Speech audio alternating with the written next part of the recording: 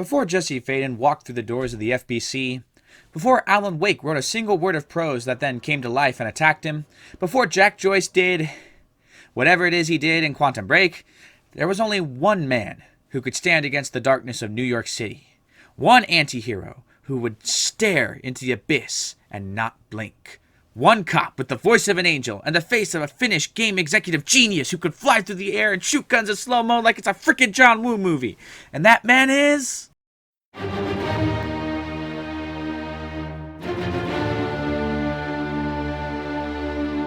It's Max Payne, if I wasn't clear before. Hey everyone, Joe Beethoven here, and it's time for another masterful review that will break your heart and make you stare into the vast void of existence and question your own sanity. Actually, that's what Max Payne did to me. I will be upfront with you and say that this game is dark and depressing. Obviously, Max Payne is old, so there's every chance that you have already played it. If you have, then I hope you still want to hear my thoughts about it. If you haven't, then I hope I can convince you to play it, as it is a very worthwhile experience about love, loss, vengeance, and bullet time. Grab your leather jacket and your dual Berettas, and let's slow-mo dive into the noir thriller world of Max Payne. So let's start with the story of our tragic hero, and, as I already said, it is a sad story. Now, this game is old, so I will be going into some spoilers here, but again, this game is 20 years old, so I think we're okay. At first, Max Payne is just your average New York cop, who just happens to have the coolest name of all time. Max is deeply in love with his wife Michelle, and he is overjoyed to be the father of his new baby. It takes only 2 seconds for you to come to love Max, and then just 2 more seconds for you to realize that his whole life is about to fall apart. Max comes home to find that thugs hopped up on a drug called Valkyr have murdered his wife and baby. His baby!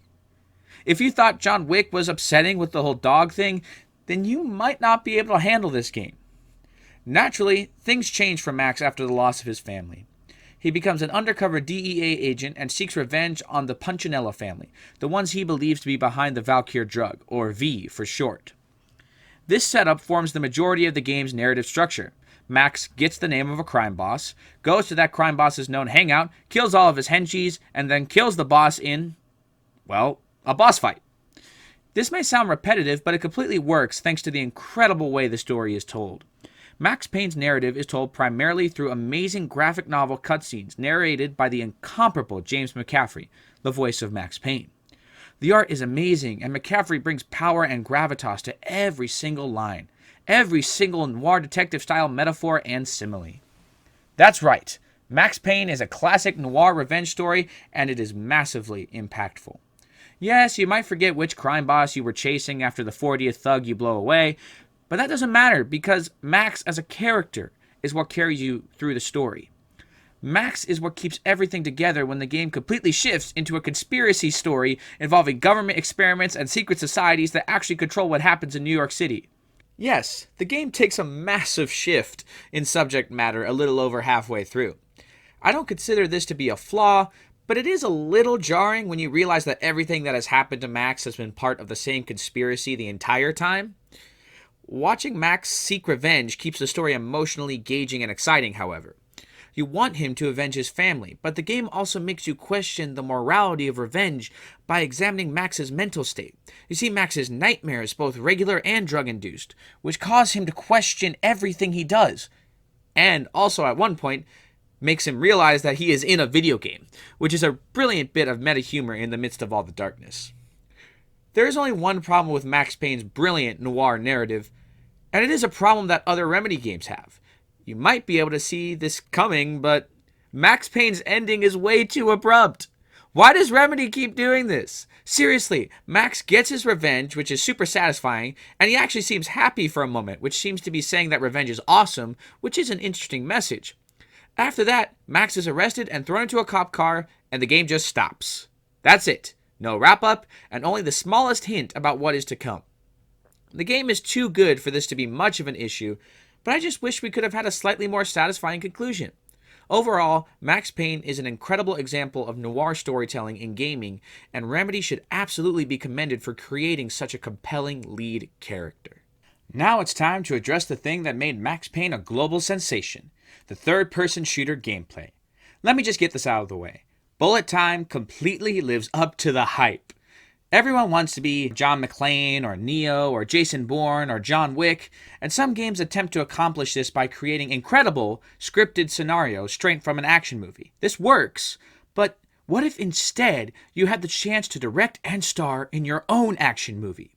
What if every scene could potentially be the greatest action scene of all time? What if you could try to make every single moment that one slow-mo scene in that John Woo movie you love? Max Payne gives you the chance to do all of those things I just said a few seconds ago. Flying through the air and shooting guns in slow motion never gets old, even after 11 to 12 hours of play. I saw every combat scenario as the chance to make my own gaming memory, to make one of the most memorable action scenes of all time, a scene of my own design. I could decide when to fly through the air, I could decide which gun to use, I could decide what order to kill the bad guys to make a perfectly executed criminal massacre. It got to the point where I would reload scenes just to make the perfect moment, both for the sake of gameplay capture and really for myself. I felt like I was in Die Hard, The Matrix, John Wick, and The Bourne Identity all at the same time. It is an experience like no other. However, if I may take a brief moment for honesty, I am not very good at this game. I died a lot, like more times than I can count. I'm sure it was mostly because of my lack of skill, but this game is also pretty hard, even on the lowest difficulty. You can only take a few bullets, and enemies almost always come at you in groups, meaning you have to think strategically as you fly through the air in slow motion. I love trying to figure out the perfect way to get through a scene, so this never felt frustrating to me. By the end, I felt like I had truly earned my victory over this game. In addition to all of this gameplay brilliance, Max Payne still looks very impressive, especially for the time. The environments are very detailed, and every object is interactable/destructible, making the world around you feel alive. However, there is no objective marker, and none of the items you have to interact with are highlighted, so I sometimes wandered around environments looking for the right button to press. Not that big a deal, but it is worth mentioning. Also, the character models are fine, but the faces are pretty static. Sam Lake's classic Max Payne face is brilliant, but I wish it moved just a little bit more. Overall, Max Payne is incredible to play and look at. It's a gameplay experience I highly recommend. I wanted to take a brief moment to talk about Max Payne's adult content. This is the first game I have reviewed that I felt the need to provide a content advisory for. To be clear, Max Payne is not as M-rated as you might think. There is violence and the story is extremely dark, but there are no F words that I can recall, and only a few uses of any other cuss words, and only a couple of references to inappropriate behavior. There is no nudity, but early in the game, Max does enter a hotel that is being used for a certain oldest profession that you may know about. There are pictures of scantily clad women on the walls, but these are easily avoided. There is one moment that I would highly recommend skipping if you are like me and wish to avoid certain content. Before I play an M-rated game, I always do my research on the content, and I learned about one scene in Max Payne that I was not interested in seeing. The first time you go through this door in the hotel, I would suggest skipping the cutscene that follows if you don't want to see certain activities take place. This is only a personal opinion. If you don't share the same feelings as myself, that is completely fine. I just wanted to provide this warning for you because it's the kind of warning I always want someone to give me. Overall, Max Payne is actually not that bad, but there is a parental lock if you want to avoid all adult content entirely. It does disable the graphic novel story sequences, so you will miss out on stuff if you choose to turn it on. Just letting you know. So what's the verdict? Max Payne absolutely lived up to the hype for me. I have been hearing about this game for most of my life, and I am so happy to say that I love it. It is an incredible story about a man willing to go to any lengths to stop injustice and gain vengeance, and even though you might think he is in a moral gray area, you can't help but root for Max Payne to avenge his wife and baby. The game is a blast to play throughout, and I just can't get enough bullet time. Max Payne is definitely another 9.5 for me. Remedy can't seem to do any wrong, even though they also can't seem to make a fully satisfying ending. Still, Max Payne is a near masterpiece that I can't recommend enough. If you want to see Max get revenge for his family, if you want to see him unravel a deep conspiracy at the heart of New York City, if you want to experience the combination of Sam Lake's iconic face and James McCaffrey's beautiful voice, then don't hesitate to slow-mo dive into the dark and gritty world of Max Payne. Alright, that was video review number 5, and I'm not slowing down. Thank you all so much for watching, and I hope you'll give me a like, a share, and a subscribe.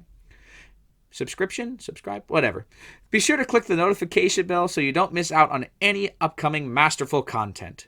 Next up is my review of Max Payne 2, The Fall of Max Payne. I've actually already finished the game, and I'm so excited to review it.